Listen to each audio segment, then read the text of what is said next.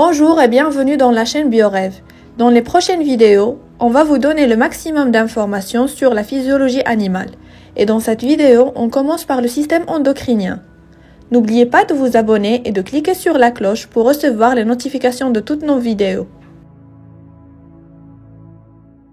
Les glandes sont des organes dont le fonctionnement permet de la fabrication de substances chimiques. Soit dans le sang et la lymphe, ce sont les glandes endocrines, soit à l'extérieur de l'organisme, ce sont les glandes exocrines comme la glande salivaire et la glande mammaire. Et on a aussi des glandes mixtes qui sont à la fois des glandes endocrines et exocrines, comme le pancréas.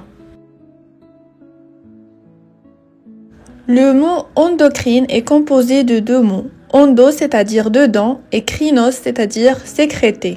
Les glandes endocrines sécrètent des substances qu'elles déversent directement dans la circulation sanguine et qu'on appelle des hormones. Chaque glande endocrine peut sécréter une ou plusieurs hormones.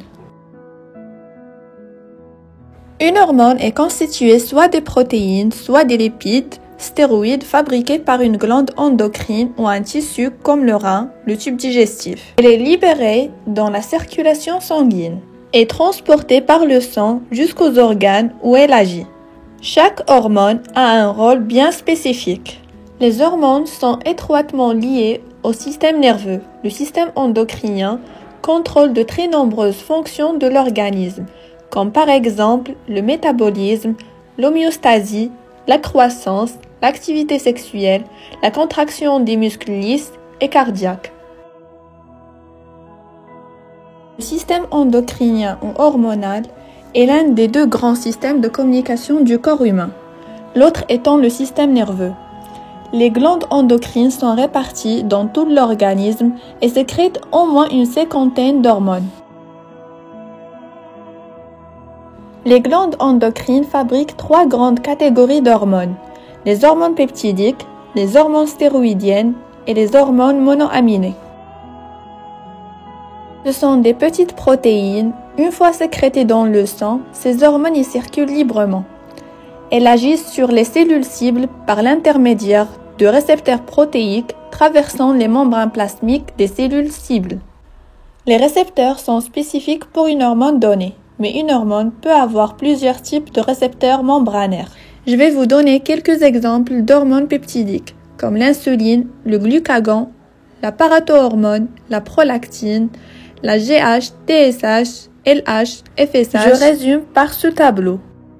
L'hormone mature se trouve empaquetée dans les granules de sécrétion situés sous la membrane plasmique. Le signal déclenchant l'exocytose est souvent un messager chimique se fixant à un récepteur membranaire. La vésicule fusionne alors avec la membrane plasmique et son contenu est délivré alors vers le milieu extracellulaire. Ce sont des lipides synthétisés à partir d'un noyau de cholestérol. Ces stéroïdes doivent s'allier avec des protéines plasmatiques afin d'être transportés dans le flux sanguin. Le complexe stéroïde-protéine est inactif. Seule l'hormone stéroïde libre a une action endocrine. La protéine de transport ne libère l'hormone stéroïde qu'au niveau des capillaires sanguins qui irriguent les organes cibles. Ces hormones stéroïdiennes agissent sur les récepteurs intracellulaires. Je vous donne quelques exemples des hormones stéroïdiennes comme le cortisol, les androgènes, la progestérone et les oestrogènes. Elles dérivent toutes d'un acide aminé, la tyrosine. Ce sont des petites molécules et leur mécanisme d'action sur les cellules cibles est proche des hormones peptidiques. Elles circulent librement dans le sang et agissent sur les cellules cibles par l'intermédiaire de récepteurs transmembranaires. Le premier sous-groupe contient essentiellement l'adrénaline, la noradrénaline, la dopamine et la mélatonine. Et l'autre sous-groupe est constitué par les hormones thyroïdiennes T3 et T4. Les hormones monoamines sont liées aux protéines plasmatiques dans leur transport, ce qui les inactive. Et elles agissent sur des récepteurs intracellulaires. Seules les cellules cibles qui contiennent des récepteurs sont sensibles aux hormones. L'hypothalamus est un centre nerveux qui contrôle le système nerveux autonome, intimement lié à l'hypophyse. Il joue un rôle de coordination entre le système nerveux et le système endocrinien. En connexion avec l'hypophyse, il sécrète des neurohormones. L'hypothalamus est constitué par un ensemble de noyaux formant les parois inférolatérales du plancher du troisième ventricule sous le thalamus. Il est relié à l'hypophyse par la tige pituitaire.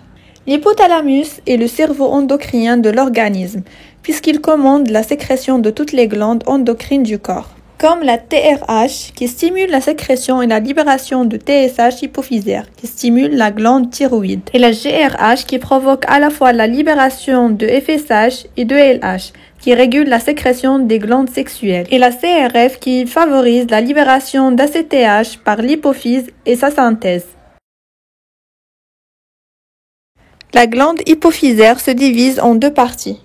L'adénohypophyse est la partie glandulaire de l'hypophyse qui sécrète 6 hormones, GH, TSH, FSH, LH, la prolactine et la CTH. La deuxième partie est la neurohypophyse, c'est la partie postérieure qui contient 2 hormones, l'ADH et l'ocytocine. Je vous remercie et à la prochaine vidéo qui sera sur les hormones thyroïdiennes et les parathyroïdiennes, les hormones surrénales et les hormones pancréatiques.